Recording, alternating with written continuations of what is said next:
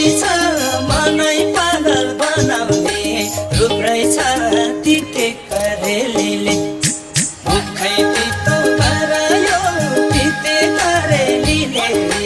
मलाई लट्ठै बनायो झिमझिम परेलीले पर्ने त थुप्रै छ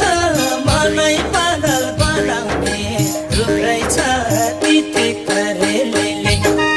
मुखै तितो गरायो तिते करेलीले मलाई लट्ठै बनायो झिमझिम परेली